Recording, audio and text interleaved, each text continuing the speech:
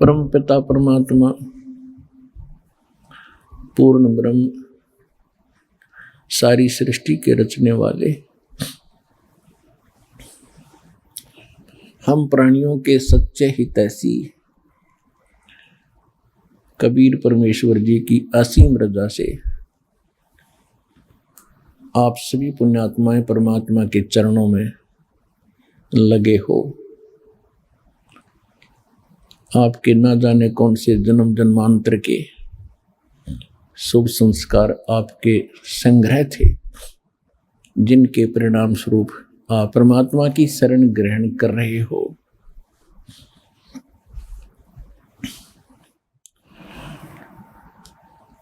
परमात्मा की महिमा का हम कोई गुणगान कर नहीं पाते बच्चों।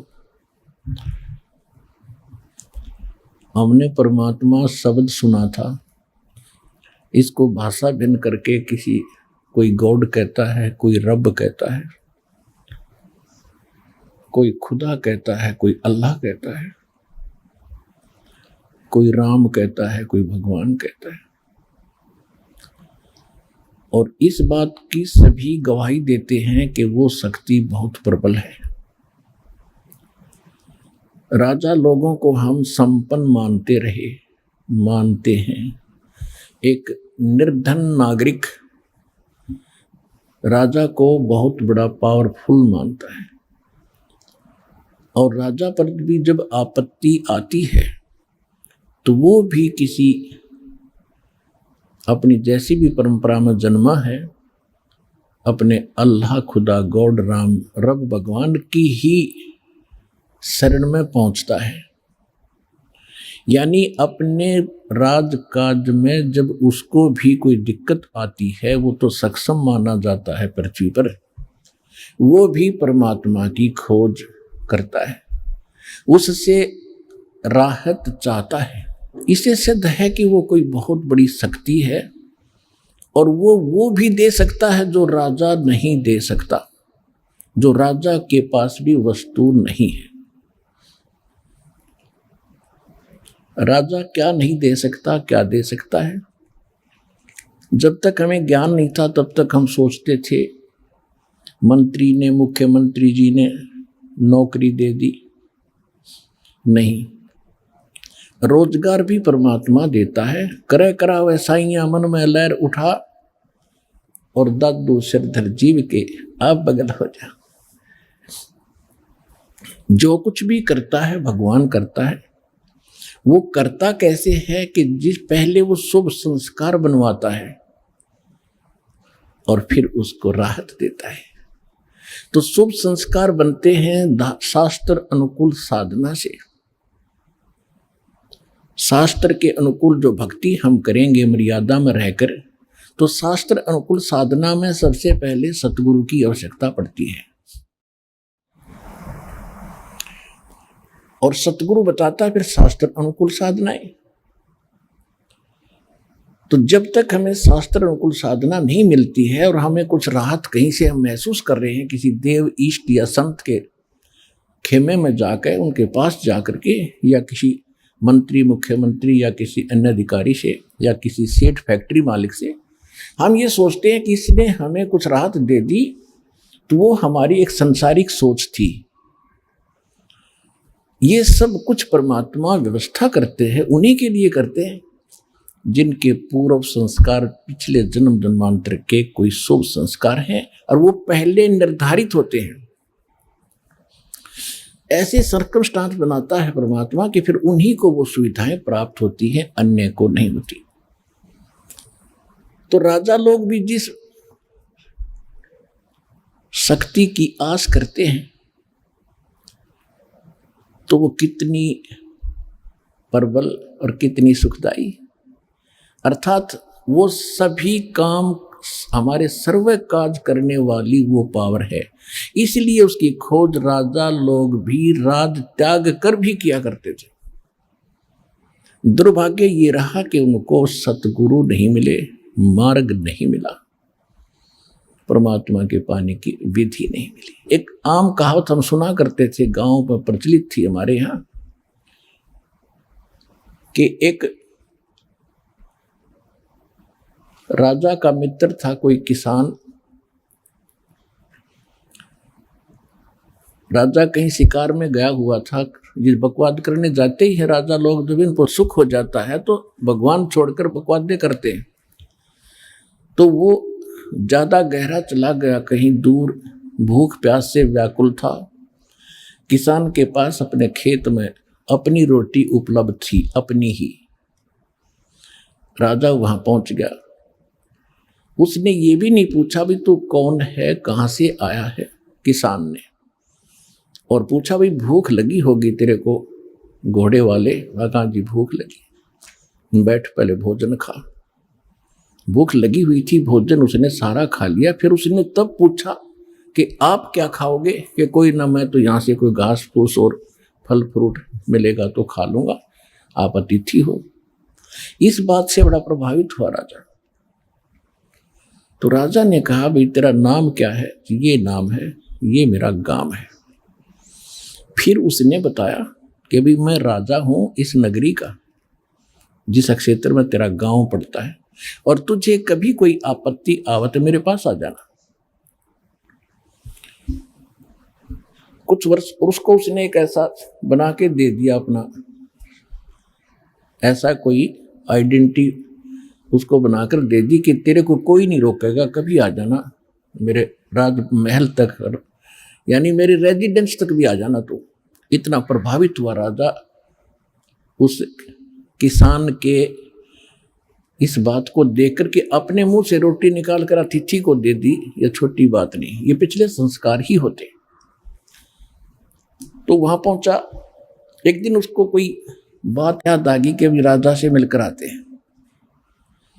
कुछ सूखा गिर गया था, वो सूखा तो फिर सारी नगरी में गिर रहा था। जब वो पहुंचा, राजा मुसलमान था, बाहर बैठा अपना कोई नमाज कर रहा था, और वो सीधा ही पहुंच गया। वो दिखा करके वो पासपोर्ट राजा वाला।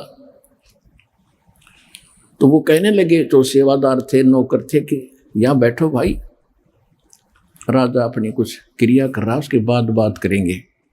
वो सामने देख रहा था कि राजा क्या कर रहा है। जब राजा खड़ा हुआ, कुशल मंगल पूछा, तो उसने पूछा किसान ने कि पहले ये बताओ आप ये क्या कर रहे थे?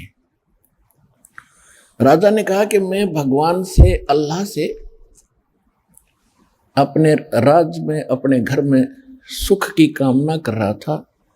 अकाल गिर गया है, इसके लिए दुआ मांग रहा था।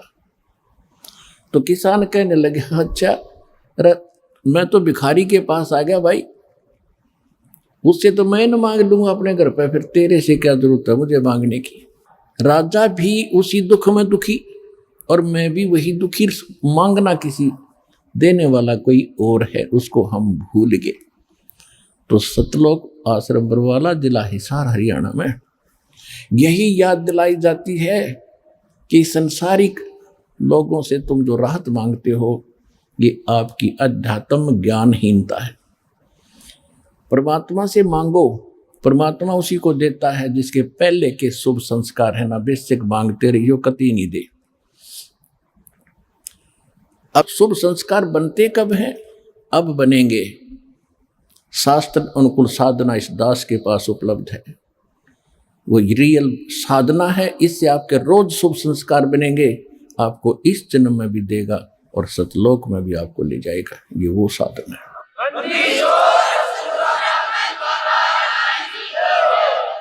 आपने बस इतना सा करना है, जैसा ये दास कहे उसके अनुकूल करके देखो।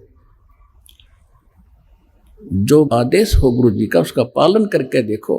भाई जो गुरु बचन पे डट गए, कट गए फंद 84 के, कट गए फंद 84 के, कट गए फंद 84 के। भाई जो गुरु बचन पे डट गए, कट गए फंद 84 के, कट गए फंद 84 के, कट गए फंद 84 के। वस्तु मिली ठोर की ठोर, मिट गई मन पापी की दौर। वस्तु मिली ठोर की ठोर, मिट गई मन पापी की दौर। भरम मिटे मथुरा काशी के, भरम मिटे मथुरा काशी के। भाई जो गुरु बचन पे डट गे रकट गे फंद 84 के, कट गे फंद 84 के, रकट गे फंद 84 के। भाई जो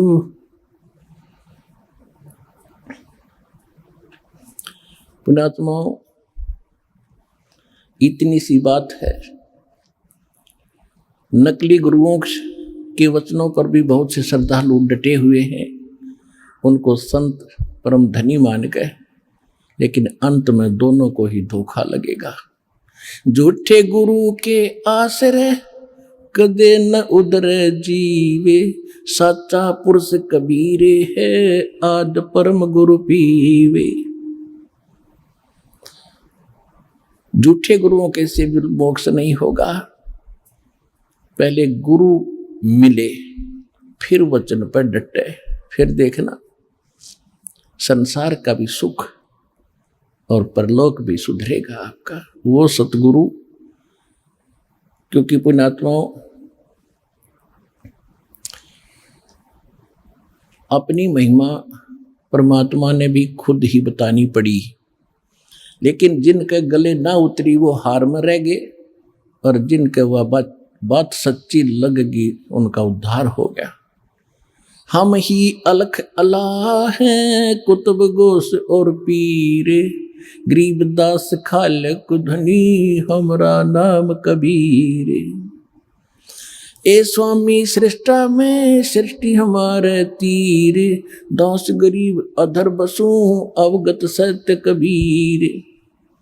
रामानंद जी से परमात्मा अपनी महिमा बता रहे थे कि मैं सारी सृष्टि का रचने वाला हूं, मैं पूर्ण परमात्मा हूं, मैं ऊपर रहता हूं, जिसको तुम अवगत कहते हो, जिसकी तुम्हें ज्ञान नहीं उस गति का। लेकिन ये गले उस समय रामानंद का नहीं उतर रही थी, उल्टा गालियां देने लग गया। तो छोटी जाति का नीच बालक छोटा सा तो क्या बकवास कर रहा, अपने आप को भगवान मान बैठा। और जब रामानंद जी को परमात्मा सचखंड सतलोक जहां मालिक रहते वहां लेकर गए और फिर वो वापस छोड़े, बोलत रामानंद जी सुनो कबीर करतारे, गरीबदास सब रूप में तुम ही बोलन हारे। दोहू ठोर है एक तू भया एक से दो, गरीबदास हम कारणे तुम आए हो मगजो। अपनात्मा यही स्थिति उस प्राणी की होगी जिसको आप बाहर जाकर किसी से कहोगे कि आज पृथ्वी पर सतलोक आश्रम बरवाला में हमारे गुरुदेव जी पूर्ण संत आए हुए हैं, सतगुरु है एकमात्र, लेकिन वहां आपको बहुत कुछ सुनना पड़ सकता है रामानंद जी की तरह। जैसे कबीर जी के बारे में गलत बोला, फिर कभी मालिक दया करेंगे, उसकी सद्बुद्धि होगी, जब यहां आएगा प्रमाण देखेगा, फिर वो भी आपकी तरह ही गुण गाएगा कि सचमुच अगर संत है तो पृथ्वी पर एक ही है, सतलोक आश्रम बरवाला में ये दास बैठे।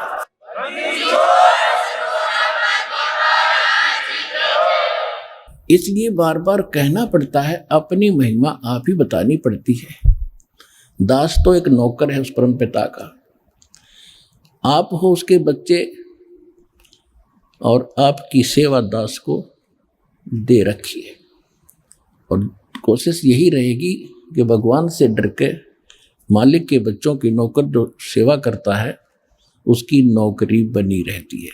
तो दास का ये प्रयत्न आखिरी सांस तक रहेगा।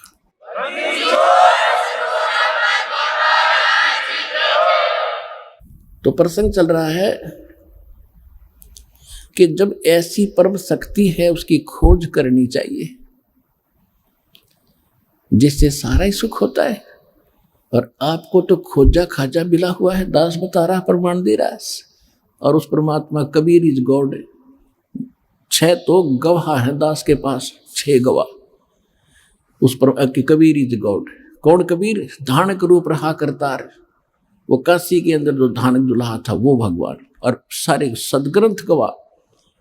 और फिर भी ना समझ में आओ तो बता, फिर परमात्मा कहे फिर हम क्या करें?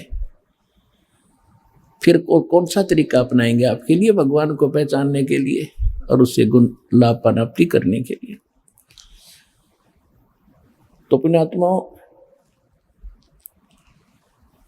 कहते हैं, जो जन मेरी शरण है ताका हूं मैं दासी, गेल गेल लाग्या फिरूं जब तक धरती आकाश।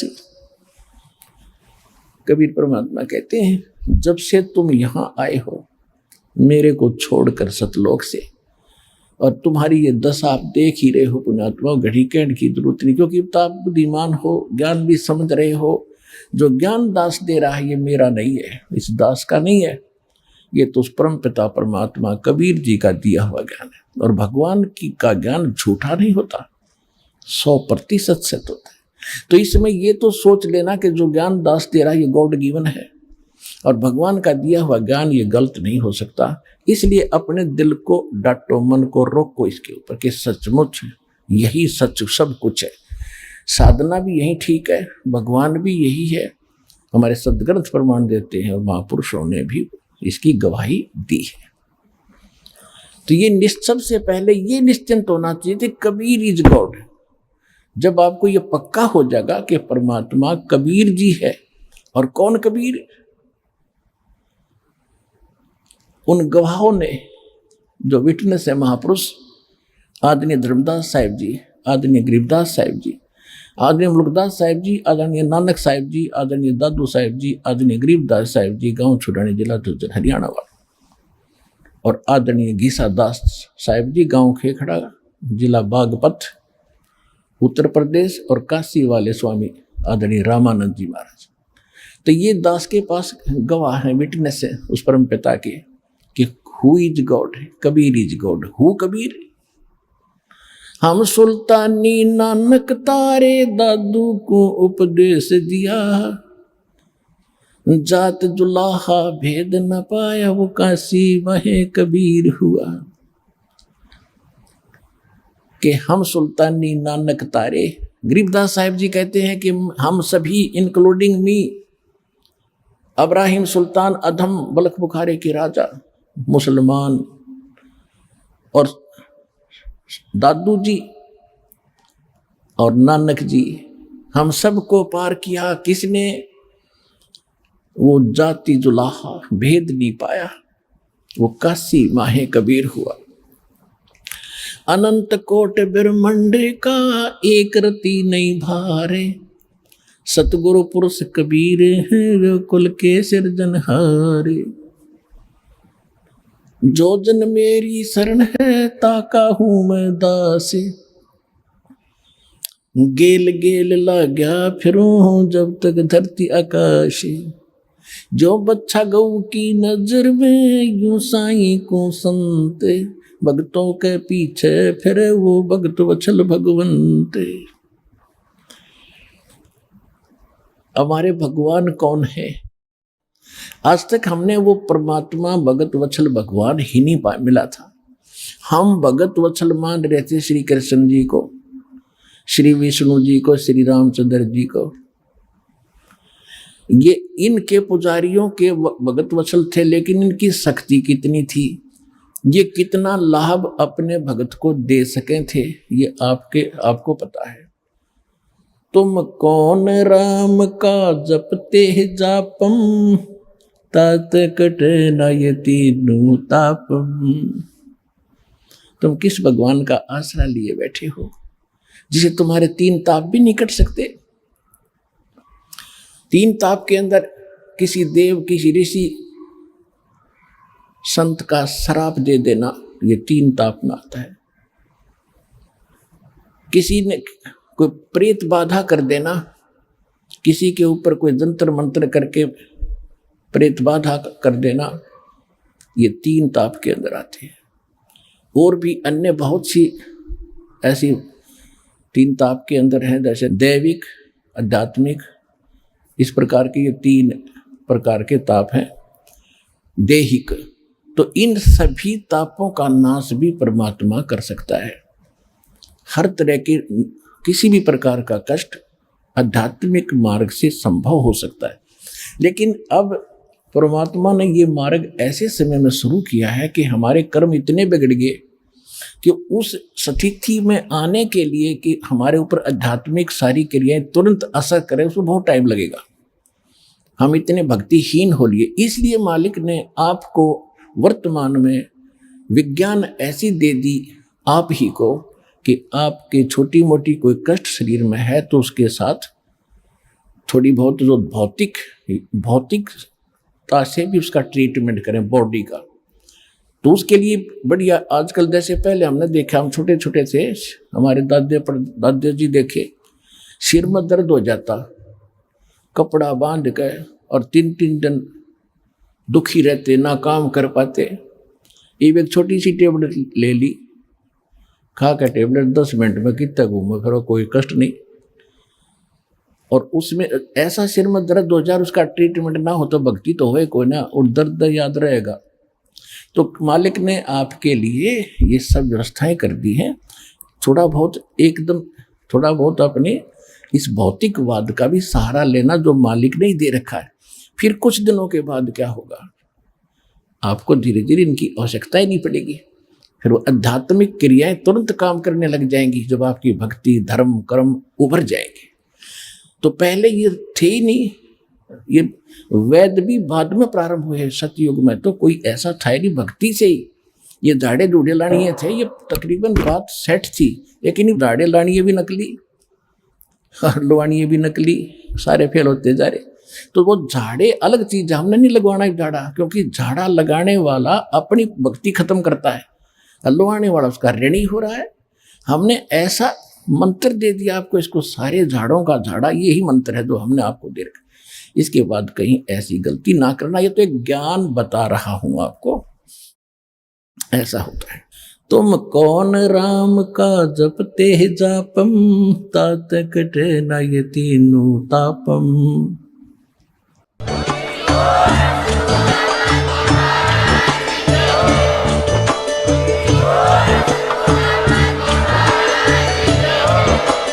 आप सुन रहे थे जगत गुरु तत्वदर्शी संत रामपाल जी महाराज जी के मंगल प्रवचन। अधिक जानकारी के लिए विजिट कीजिए हमारी वेबसाइट www.jagatgururampalji.org। संत रामपाल जी महाराज जी के शुभ आशीर्वाद से पूरे विश्व भर में 500 से भी ज्यादा नाम दीक्षा केंद्र हैं, जिन पर संत रामपाल जी महाराज जी द्वारा ऑनलाइन निशुल्क नाम दीक्षा दी जा रही है। अपने नजदीकी नाम दीक्षा केंद्र का पता करने के लिए संपर्क करें 8222880541।